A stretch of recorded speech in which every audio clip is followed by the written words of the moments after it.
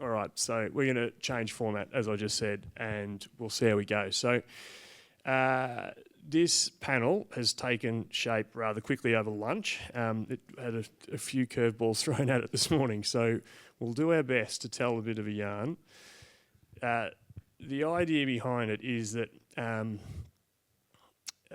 I guess, so John Clark, who was going to be on the panel, has been telling yarns about his vision for biocultural landscapes and what that means for Eastern Maar and the delivery of I guess, cultural management to fulfil cultural obligations on country. So I'm going to do my best to tell a story that John Boy tells so eloquently and so often, and I've heard him say a million times, and Matt's going to look at me if I muck it up, and so is Laura, but I'll do my best. And then these good people, maybe just very briefly if we go around and like this is James, you just heard from James. I'm Mackenzie, work at the local parks office and involved in managing Dreeite. Afternoon everyone, I'm Stu Gardiner. I work in our Deco operations team based out of Jelly Brand and Barwon Downs. Hi, I'm Laura Prentice and I work for Eastern Maar Aboriginal Corporation. Michael Fletcher, University of Melbourne.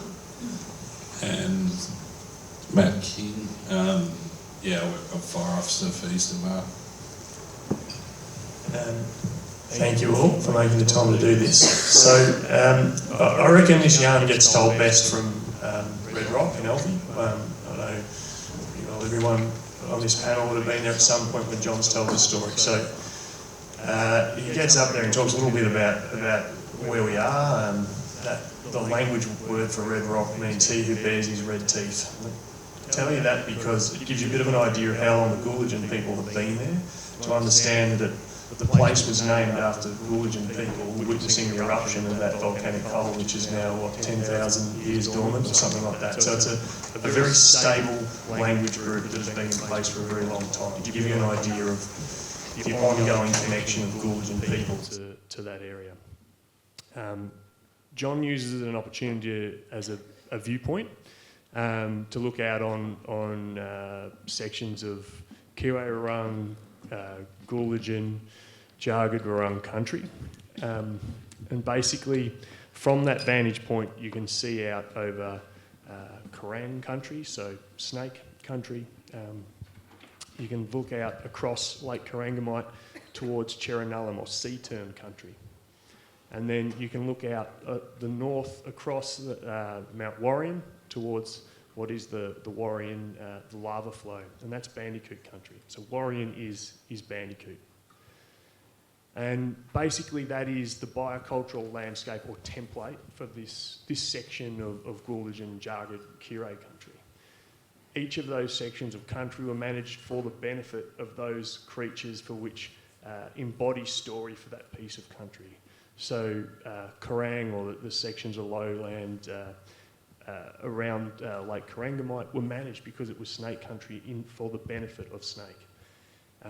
And the story we're going to talk to you a little bit today about is how this approach to biocultural landscapes is being, I guess, made tangible in a project on Dreeite Nature Conservation Reserve. So each of us is going to tell a little bit of yarn, but basically the Warrion lava flow, that is a dreaming story that relates to bandicoots, but it also tells a story of how water movement flows through country and how the old people understood that volcanic eruptions had changed the water flow through that landscape. It's been changed a lot since in the last 200 years. The water is not the same as it was 200 years ago because of the amount of irrigation and the way that unnatural water features have changed the flows of water. So we're going to talk to this story about what Dreeite is and what the obligations, or never say aspirations in this company, around the obligations for the management of country are because of what that place is. So the way we're going to structure it is I'm going to ask each of the panellists a question and place their bit in the puzzle, and at the end of it we'll let you ask some questions if I feel like you deserve to. yet to be discovered. But maybe, Michael, you could start by describing, you've been to that landscape, you've surveyed it using the methodology talked about. What's your understanding of what the landscape has been over the last few hundred years? Yeah, so it's a part of broadly thinking about that landscape as part of, I'm sure you understand, the Western Plains, volcanic plains. We've done a lot of work through there. So Dreeite itself is one of these places that is pretty treeless, although there are some trees there now, and go back prior to the British invasion and there were less trees. It was more open. And we see this interesting thing across that whole region. So for those of you know where Lake Wangoom is, next to Warrnambool, it was more treeless than it is today, and it's pretty treeless now. If you go around Fram, there's a place called Lake Mumblin. I don't know if anyone knows that. It had more trees. It was about 30 or 40% tree cover. I was saying this because we now see this homogeneous landscape, but it was actually quite diverse. In that particular part of around Dreeite, it was more open than it is today, and it's pretty open today. It was cared for as an open country with more very fine bits of charcoal. Okay, so I was talking to someone out there at lunch today and talking about charcoal. I mean, charcoal is not just charcoal. If you burn grasses, you get this really fine ash. If you burn wood, you get big chunks. And all those big peaks that I showed in my presentation earlier were the big chunks, right? And that's wood burning, that's a different kind of fire. So this has gone from a very grassy Dreeite landscape in which there was a lot of fine charcoal, so grass burning, and now there's been an increase in trees. It's not by no means a forest, but it's become more woody and a lot more amaranths. What are they going to be? The chenopod's around there, I'm not sure. It's more shrubby, yeah. That kind of signal that we see across much of the place, but I don't know whether it's really copying the big fires that have come across with that yet, but there's still time. Thanks, brother. So, Laura, that's sort of how the landscape context has sort of changed. I thought maybe if you could speak a little bit to what, and you're the threatened species officer for Eastern Maar, but what the opportunity and the context of the land has changed, but what it means to Eastern Maar. Yeah, thanks, Jack. I guess, again, getting back to John, who's not here today, he kind of obviously understands the cultural importance of that area. And within that Bandicoot country is this little nature reserve.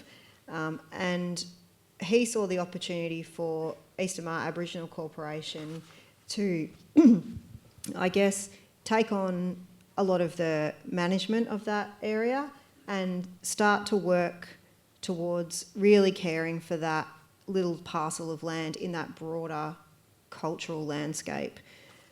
So my role is more of a biodiversity role, but I guess the real difference in this project is it's working on a longer time scale than traditional biodiversity projects, and it's working with a cultural imperative and understanding of that we're not just looking at a threatened species, which there are threatened species at Dreeite, such as Crangamite water skink, but it's looking at the whole landscape and the interconnection of the plants, the animals, and the cultural elements of the landscape.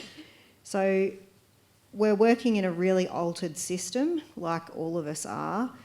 It would be really nice to think we could just reinstate cultural practices such as fire and harvesting of foods, and we'd go back to this really grassy ecosystem with bandicoots everywhere and quolls and all of those sort of things.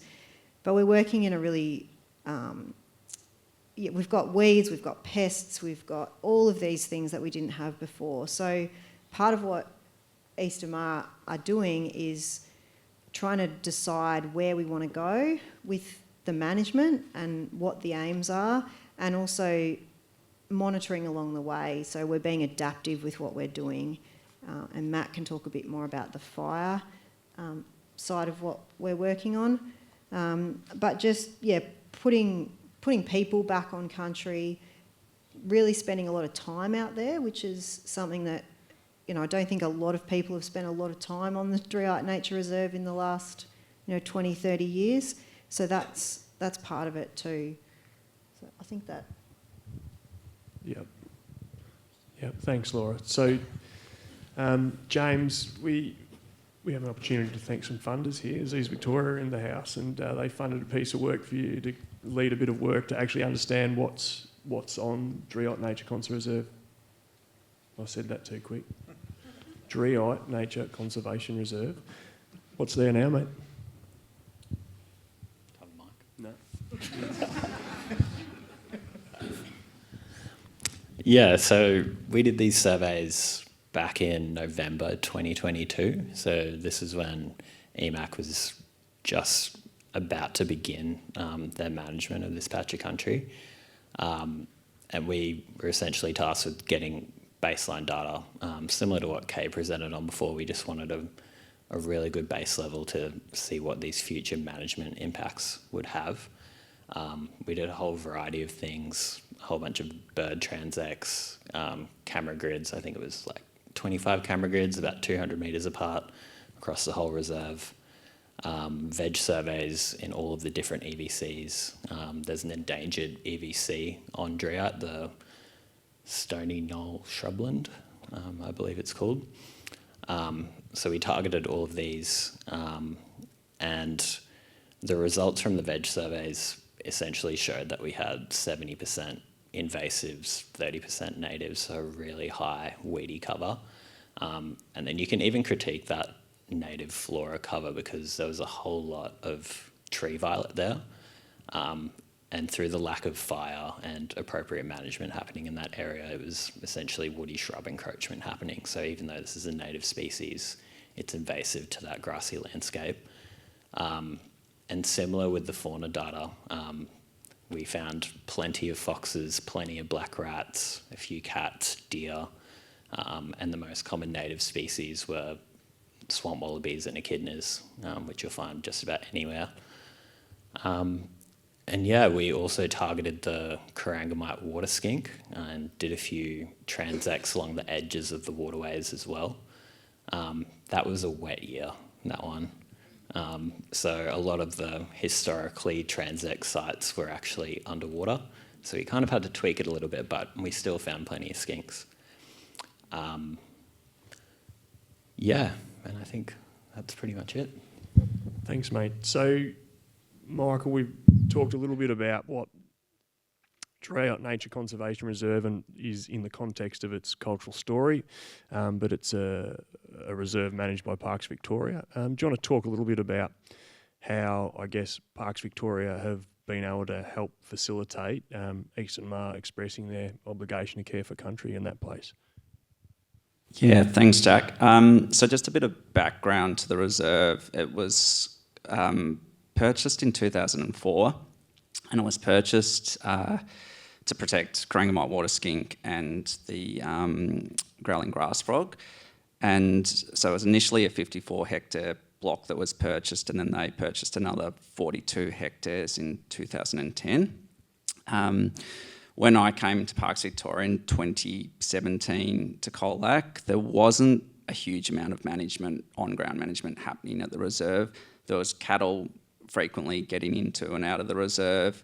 So one of the first things we did was get the cattle out with the landholders.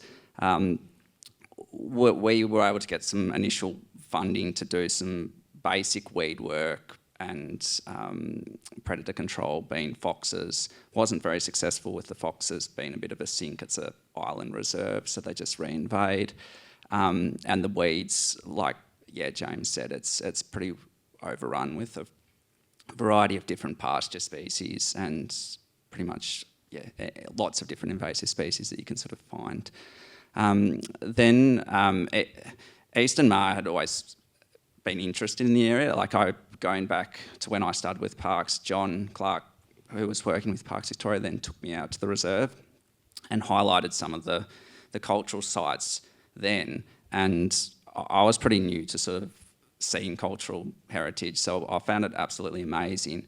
Then when East and Maar sort of started expressing some more interest in the reserve, it was a really good opportunity as a test pilot, being a bit of a blank canvas, but having that traditional knowledge to be trialled in different ways has really sort of opened up not only different management perspectives for the environment, but also for the cultural heritage. And so it's been really interesting just to sort of see the process of doing some different burning, what that's uncovered, and yeah, then just working with Matt too around how Parks Victoria can sort of complement some of the aspirations that Eastern Maar have for the reserve with some of the, I guess, sort of Western sort of weed control and that as well. So yeah, it's a really interesting project, and it's been really interesting to be involved. Thanks, Michael. So one of the things that Eastern Maar have spoken about early on with the Dreeite program is restoring fire into the landscape as a way of resetting. That's not necessarily as easily said as done. Stu, are you able to tell us a little bit about what DECA have been able to do to facilitate, a lead role for Eastern Maar in the fire space for that property and beyond eventually?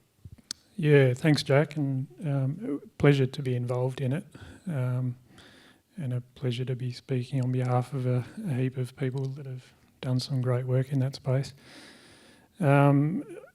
As Michael's outlined, the Dreeite Nature Reserve does currently sit on public land, so DECA or Forest Fire Management, who I work for, needs to be involved.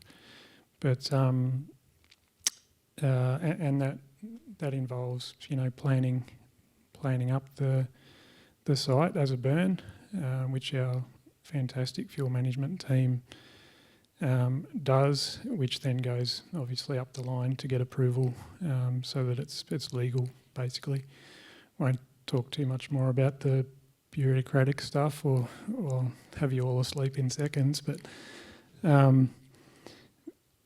Pretty much, a way that we thought we could contribute to Eastern Maar being out on country and caring for country and meeting their obligations was to plan up the burn, and also maybe to provide a bit of training to Eastern Maar crew, firefighter training.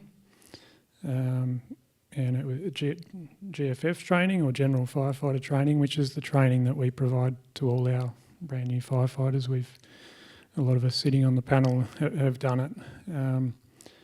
All our firefighters go through it, and it's not to say that it's not so much about applying the right fire at the right time, or cultural fire or anything like that.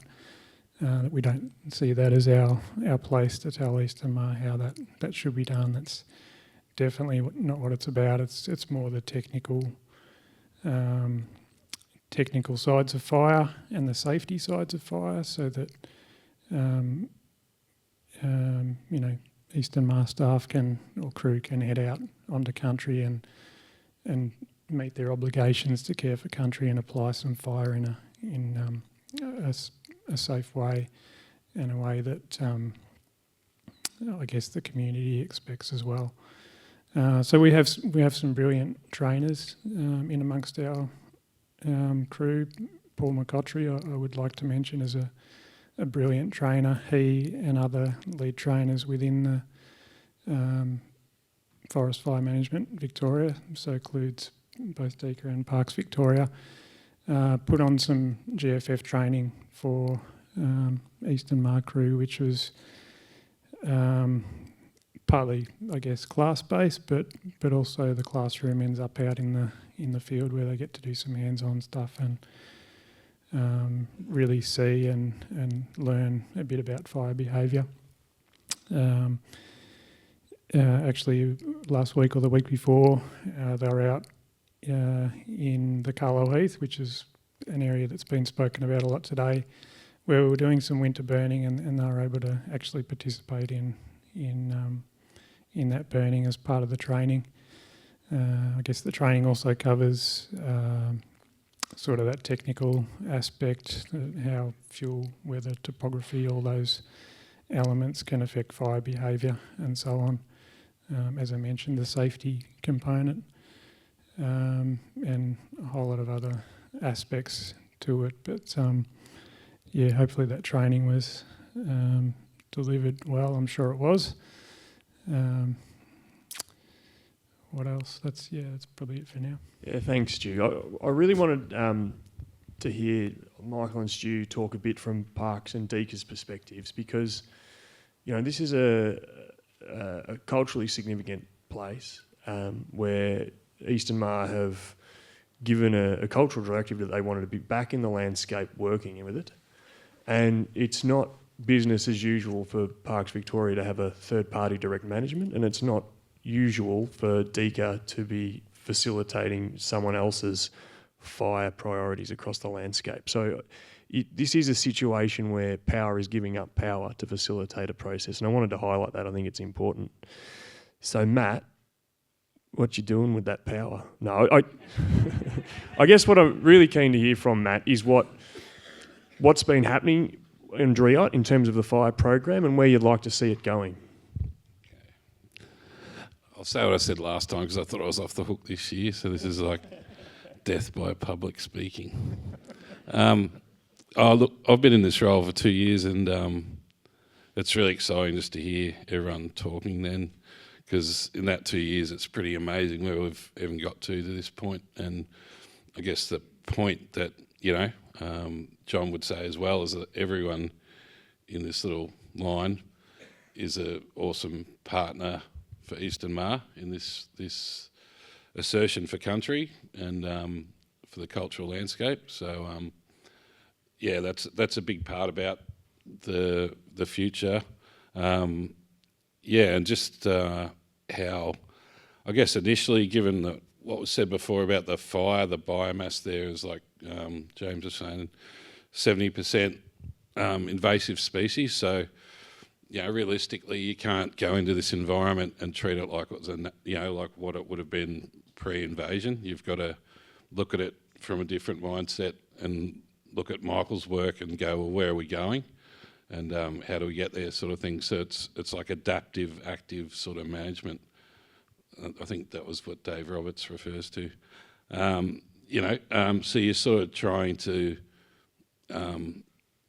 reinstate the best you can, or a third state, I suppose. It's never going to be perfect because we've got Phalaris and we've got these pests and other things in the landscape, but it's Eastern Maar asserting their cultural rights over country in partnership with Deaca and Parks and other project partners. So the initial burn was a reset burn. It's not going to be a gentle winter burn, which you might have done in the past. So that's initially the first 2 burns we've done are just trying to knock that weed biomass down of Phalaris, which I think, referencing Dave again, like I think if you're using fire with Phalaris, it takes 7 to 8 years to really knock it on the head.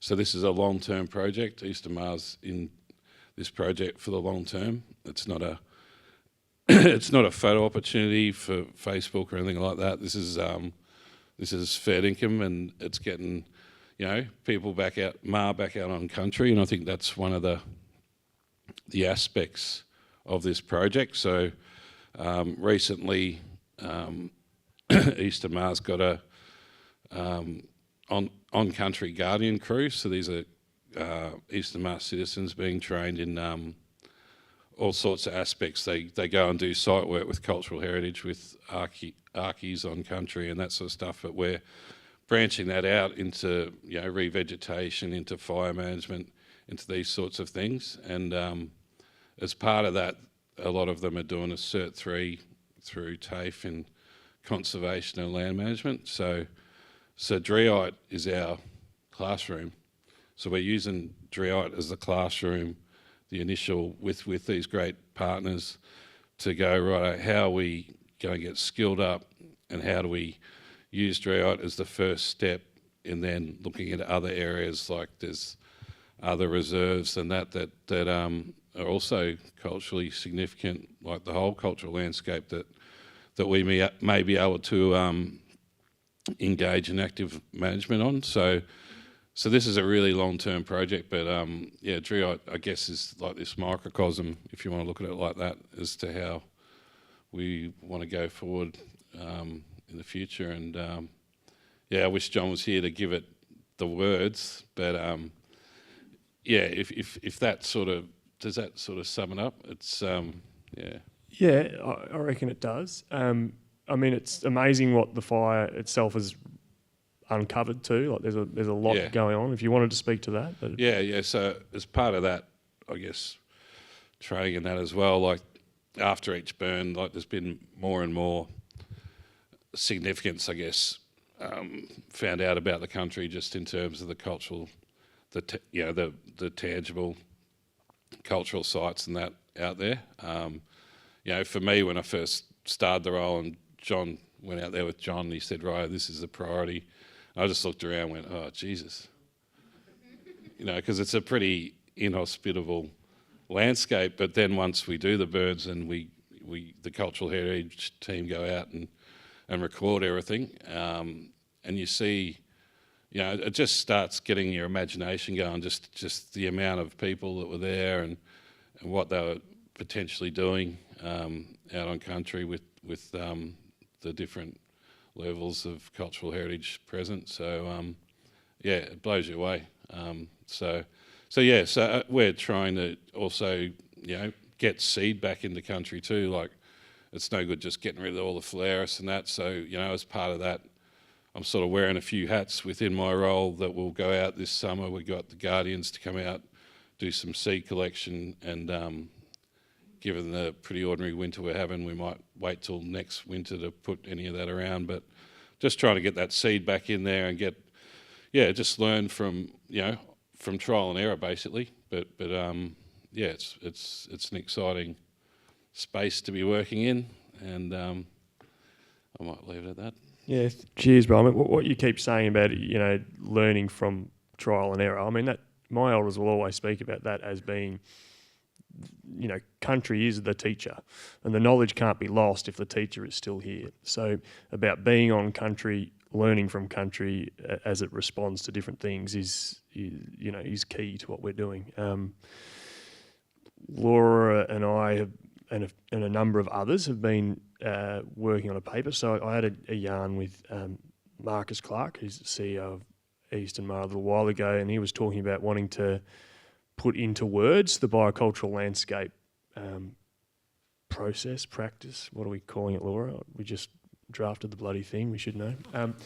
And we said, well, why don't we try and work together and actually write it? So that paper is weeks away as soon as we sign the appropriate paperwork, Laura, I believe. But obviously when papers go to review, you get responses back, and some of them are ordinary, some of them are all right. But one of the reviewers said something which I found was really interesting. So we've heard a lot about in this yarn about how the people being on country is as much a part of it as simply the country itself, like the land itself. And the really experienced reviewer said the most moving and interesting part of the paper was Ebony Hickey, a traditional custodian's reflection on having been there for the first burn, sitting up on the hill overlooking the burn with Maar people, and how emotional it was, and connecting to that place and to that practice was so powerful. Or I assume you were there for that day. Would you like to speak a little bit to what that experience was like with those people? Yeah, thanks, Jack. Just before you started talking, I was thinking about that emotional element to all of this. And it's obviously really emotional for the Maar citizens who are involved in this, but it's also really emotional for those of us who are not traditional owners. And I think that goes for the staff from the agencies as well. Having been there at the first burn, and got to hold a drip torch and got to work with really experienced firefighters, and also some of the new East and Maar firefighters. Everyone there was just really excited to be there, and for different reasons, but all working in the same direction and all learning from each other. Ebony's written a beautiful reflection of that day, but I think everyone who's been involved in the project, and like Matt was saying, the first time you go there and John starts to show you around and you're like, oh geez, there's a lot of rocks and a lot of weeds and really, and yeah, a lot of reptiles. But once I think it's like any part of country, the more you visit, the more you get to know it, and it's those repeat visits and spending time on country and noticing what it's like when one wetland dries up and what it's like when it's a really wet year, and that, yeah, there's definitely that emotional element to that, and I've seen that through the traditional owners that we work with, and with, you know, agency partners that have really, to be involved in a really emotionally meaningful project is great. And that long-term vision, it's not a, oh, we've got funding for 3 years, let's get onto this. It's a forever project, and we'll just keep ticking away at it as best we can. And, you know, one day there'll be bandicoot back there. They're not there at the moment, but when you take the long view, it's a temporary state. Yeah, and country kind of knows what's best, I think. Thanks, Laura. I think we might try and open to questions, and if that goes well, we'll keep doing that. If it doesn't, I'll ask better questions than you could possibly ask. So, to do that, I need to give this to you.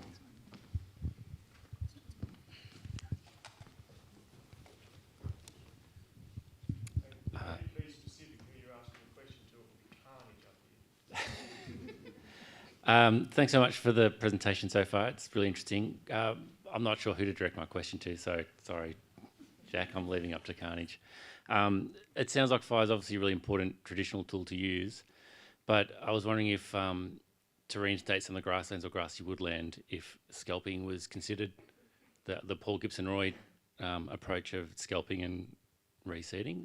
It sounds like there's also cultural heritage issues in the soil as well, so it might not be appropriate. I was going to mention that to Jack before. There's been a lot of, I remember I went to a talk, I think with John and others at Warndoo last year about reinstating that grasslands and that on the plains and that sort of country, and this whole scalping method, that sort of flies in the face of cultural heritage management, because you're scalping the cultural heritage out of the soil. Like, that's where a lot of the history is. It might, work in a situation where you're allowed to do that, or you want to, if you see that as desirable as a private landholder potentially. That in this stony country, it's stony. It's the Stony Rises sort of country, so it's not really applicable, and that's why, looking at other options, like one observation through this whole thing has been where the tree violet burnt incredibly hot, that we've been left with these like mosaic of burn scars throughout the site, and unfortunately this winter isn't going to give us the opportunity. But one thing I'm interested in trialling is, can we utilise that instead of spraying Roundup, and potentially use those burn scars as areas where the soil's been cooked because it's so shallow and stony, that can we use those areas as a potential for re-veg and minimise Roundup, like little ideas like that, hydroseeding that they use in the mines. Things like that might be more applicable to that country than scalping, which is like pretty mechanical, and I don't know, I'm not sold on it. Like, where do you put the soil after you've scalped it? How much cultural heritage is in that soil? So that's probably my answer for that. Laura? I'd just add to that, Matt, if you haven't had the chance to be on country with traditional owners, you may just not be aware of just the amount of physical cultural heritage that is out there. There's, every spot you go to, if you're with the right people, just like my eyes see plants and I go, oh, look at that little plant. I've been out on country with other people who go, oh, look at this, and they're picking up physical cultural heritage everywhere. So it is something that, my eyes have been opened in the last few years just to how much tangible physical cultural heritage is around, and you may not sort of be aware of that.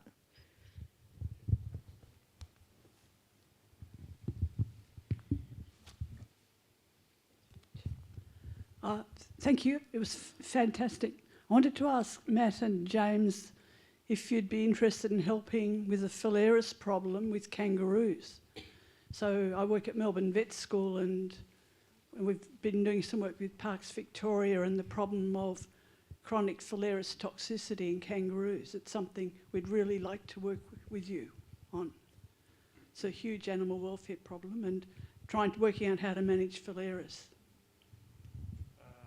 Who wants to put their hand onto that? You're going to cop a bit, I reckon. James, why don't you? Thanks, Pat. I think, yeah, like, I think this is a conversation that we could maybe have after the panel. Yeah, we'd definitely be open to it. There's certainly something to be said. Oh yeah, I've got to do this, don't I? Certainly something to be said for the timing of burning and stuff there, Pam, in terms of outcompeting phalaris. But I'm not going to go there today.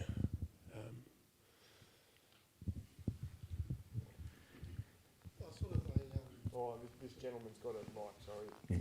I'm just wondering about the difference in burning techniques, if you like, departmental techniques, which involve lots of trucks, usually, ploughing of edges, drip torches. I'm wondering how you marry that with perhaps traditional burning techniques. We can all have a bit of a crack at this, I think. Yeah, there's a lot of differences, but maybe... So, I mean, you heard a lot from Mark Laplat today about... I can't see where that question came from, sorry, but about how different applications of fire have been used in the Carlisle to get different results. Stu, I wonder if maybe you'd talk a little bit about Deeka's approach to some of the fire, the way that's changed in the Carlisle Heath as an example, and then maybe Matt can talk to what he's hoping to see on that property. Yeah, sure. It was a good question, and it came from a gentleman just up here. I guess we're on a journey as well within Forest Fire Management Victoria with the way we're burning. We burn in lots of different ways, and I guess our conventional burning has largely been in autumn. As the gentleman said, tracks around the outside as control lines and so on. And as Jack mentioned, over the last probably 4, 5, 6 years, we've started doing quite a lot of winter burning or lower intensity burning around the back of Anglesey in the heathland there, and also in what we've heard about today, the Carlisle Heath between Jellybrand and Chapel Vale and Devondale. And that's been very, very different, where we haven't had the traditional control lines. We've very much relied on fuel moisture differentials, wetter galley systems, or wetter fuel in general, mostly due to shade, whether it's southerly aspect or, as I said, drainage lines or canopy cover from the dreaded trees, Michael. So we've actually used the trees to our advantage to pull fire up and to create far more patchy mosaic results. It's been a pleasure to be part of that. It's been far more relaxed. It feels safer. It's more pleasurable. The crew enjoy it. We've got crew here today. They enjoy that type of burning as well.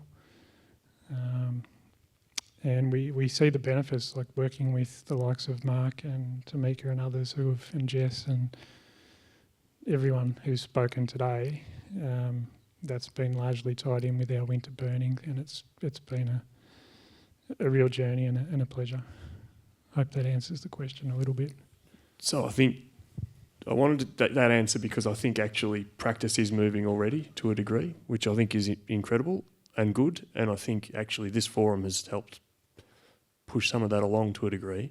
My answer to the question would be, I think it's a better form of burning if it's me and a flano with a packet of matches and a dog. I reckon that's pretty good for me. That's certainly not containment lines and fire trucks.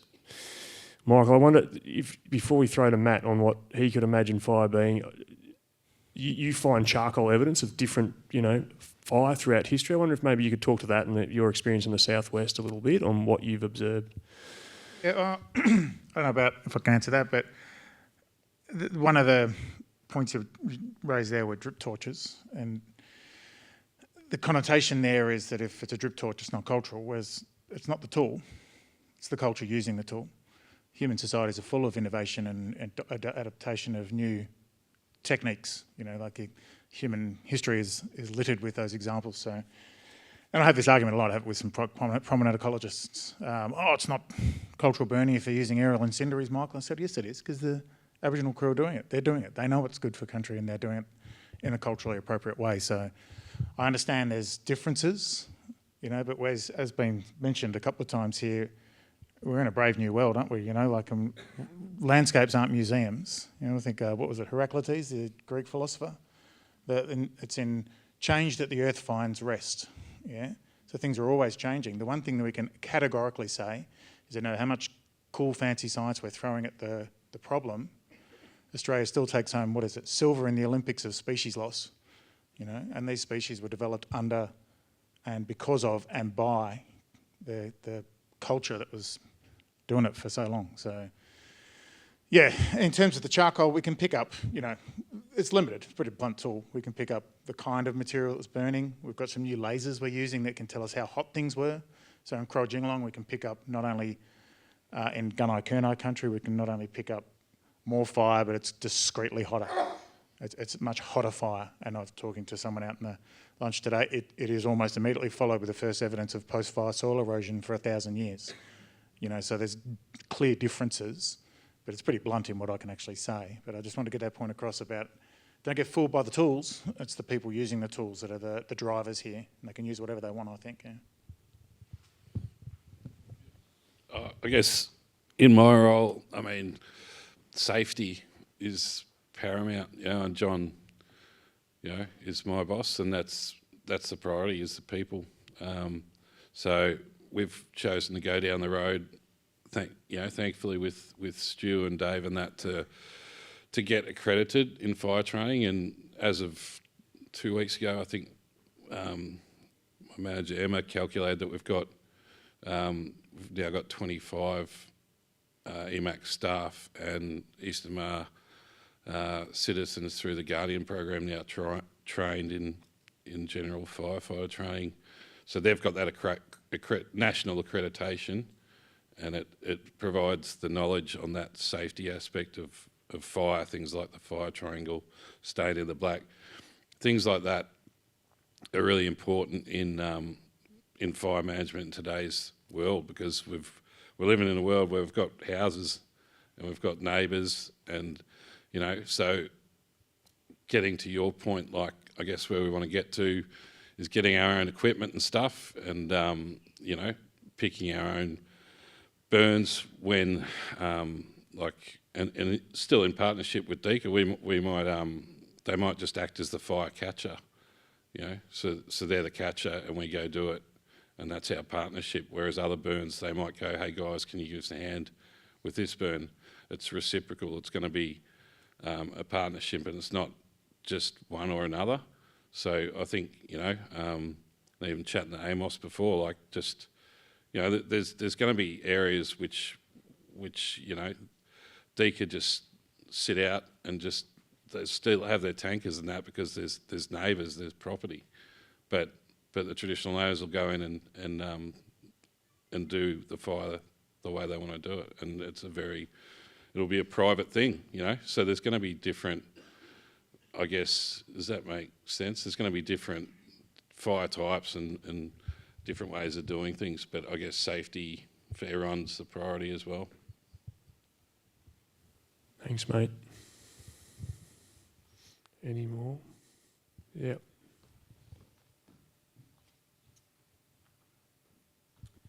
Thanks everyone for the panel discussion. I was actually wondering about whether there were any set aspirations for the reserve, whether that's reduction of weeds, introduction of species, flora or fauna, and maybe over a timeline, or whether it's still just trial and error at the moment. And the second question is there any actually recurrent funding for Eastern Maar people to be working on that land, or is it all sort of voluntary? Laura, do you want to have a crack? Yeah, thank you. In answer to your second question, there's no money. There's no money specifically for Dreeite. There is various, various streams of funding for various things, and Dreeite's kind of the focal point. As Matt was saying before, it's a classroom, it's a place to build partnerships. There's lots going on, and Dreeite's a good place to be doing a lot of that work. Your first question was around goals, I suppose. Yeah, there probably is. Those are still, in some people's minds, they're really clear. And I guess there's a couple of levels. There's really short-term things, and then there's the forever project. So on a really simple biodiversity scale, yes, we want less weeds, we want more native veg, and that's going to be more wallaby grass and things like that. That's something we can measure, it's something we can impact with fire and with other management like weed control. So we're measuring and working towards those really short-term goals. We know we've got Crangamite water skink, threatened species there, maintaining that population, keeping an eye on them, making sure that the other work that we're doing is having a positive impact on them. Then there's really long-term goals, like it's bandicoot country. One day, maybe there'll be bandicoot back there. That's a very long-term goal. At the moment, we're just dealing with the basics. And I guess the two overarching questions that guide what we do at EMAC and at Dreeite is what's best for country and what's best for community. And they're really closely linked. So Matt was just saying about 25 staff, predominantly most of those people are Eastern Maar citizens, have now got a nationally accredited certification as firefighters. So, that's what's best for community, is getting people trained, people involved. Those people now have other opportunities for work and being involved on country. So that's just one little example. I hope that answers the question somewhat. I'm convinced, yeah. Michael, I wanted to ask you a question that relates back to when we were trying to get this feral pig program up and about in the Otways, and I think you and I aged a shitload in about 18 months when we were trying to get agreements for a third party to start operating on park to do naughty things with firearms. Do you see that this is a demonstration of partnerships that can become more common across public land? Do you think, like, it was so difficult, right, to get that to happen, and I think it can be easier now? Yeah, it's probably not as comparable, just being that Dreeite itself is a different level of conservation. It's not the national park, it's the Nature Conservation Reserve. But yeah, in short to your question, Jack, I think the Wild Otways was a great example that yes, we can do that. We can get other people involved. We can, build up these great partnerships with people like Eastern Maar, and they can actually start to lead the work and management on some of these reserves. And I think Dreeite's a real testament to that we're kind of being guided by what Eastern Maar's aspirations are for the reserve, and trying to support their vision and what they want to do with the reserve, and trying to, I guess, sort of facilitate that a bit more streamlined. But you're right, Jack, it was quite tricky originally with that big project. Yeah, I obviously haven't let it go yet. Maybe time for one more really good question.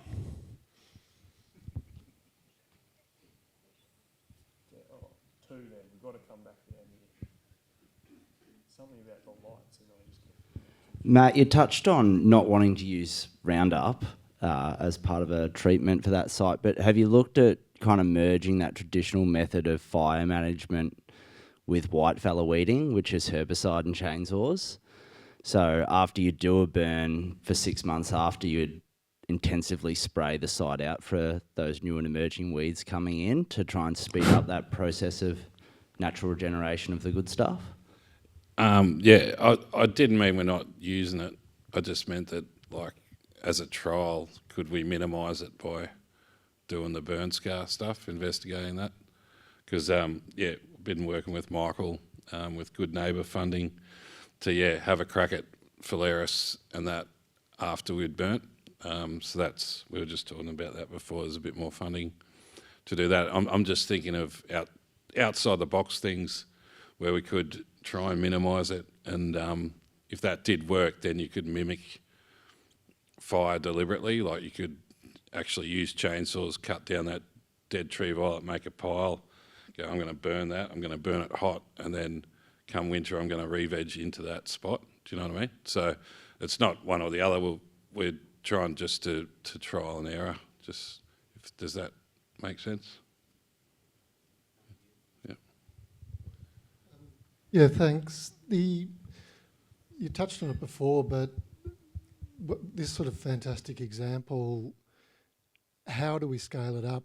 Can you see it operating across the Otways in 5 years, across the southeastern seaboard in 10 years? Or are we going to be in a pattern over the next 20, 30 years of really good case-by-case examples depending on networks like this, or communities, traditional owners who have the ability or the drive to do it? So in short, I suppose, is how do we scale it up quickly, and where's the cash going to come from? Just give Eastern Maar more money. Happy to. We all want to see these projects scale up across country. I'm not going to entirely answer this question, but I will say that country's going to be here for a long time, and I think it's best that we can demonstrate good partnerships, good outcomes over periods of time as a good foundation. I think, we're all learning what the new landscape context is. We're all learning what the new partnerships are going to be, and that's going to take time. That would be my answer, because, Michael mentions crouching along. Now, like, the scale at which that forest probably needs to be healed is pretty extraordinary, so you want to start when you know what you're doing, I think would be my answer. Does anyone else want to have a crack at that one? Yeah, I was just joking about the money. That is the answer, yeah, brother. It is, yeah. But yeah, like, I think you're right, Jack. Like, having a partnership and that evolving, and then you can scale up in time when people have got capacity and that sort of stuff. Like, when I started this job, no one had a fire ticket, so it's a start. So you just, was it small steps, whatever? Yeah. No. Michael's going to do that. Yeah. One with the vocal cords. No, I just got two. I was thinking about this. I was out with Uncle Wayne Webb out at Noongar Country, and they've got joint management of all their national parks. But one thing, there's a tendency to go, oh, this is great, let's give Mob the money. But one thing that's never thought of is that different communities, I know that Gunai, I know that Eastern Maar, in Tunarung now, got really good outfits with people who know what they're doing. But, I sit there and I'm in charge of, a few $100,000, maybe $1 million worth of grants, and I peek out about the paperwork and the bureaucracy and the blah, blah, blah, blah, blah, blah. You've got to be kind of inured into that system, of how to work it. You can't just go and throw money and expect people to be making corporations and successfully executing projects. So the smart thing to do is building capacity in community, not only building rangers, building future CEOs, have a long-term strategy that isn't just about, shit, we've effed it up. You guys fix it for us? Yeah, because you care about country? No, because it's just going to fail. And then you get into this cycle, we gave them money and they wasted it, because you've asked us to interface with this incredibly complex beast, which is the government and bureaucracy and this and that. And, you guys are well and truly in, and you're a little channel, and these people have to actually... It's mind-boggling what the CEOs of community have to do and the various tiny piles of money that like these people are incredible who make it successful. It'd be so easy to fail, you know, and I've seen all sorts of people fail over less. So the smart thing to do, if we're serious about it, is invest in the right way, capacity build, then slowly transition the power and actually let go of the power. And I think then, so it's not a quick fix. It's sort of, Yeah. Just to add to that, I'm similar to Matt. I've been with Eastern Maar for about 2 years. The capacity building that's going on inside the organisation is mind-blowing. We've got some really strong leaders, and there's a whole bunch of future leaders that may not even know they're future leaders yet that are working in the organisation, and only good things are going to happen. Great. I think we might leave it there. Auntie Vicky always talks about Kurindi, which is behaving well on country, and I hope this has been a good demonstration of what collaboration can be, is all of us working together to behave well on country. Thank you, everyone, for being on the panel. Matt, I know you really wanted to be up here, so I'm glad you got to live that out. Everyone here loves the spotlight, so give them all a round of applause.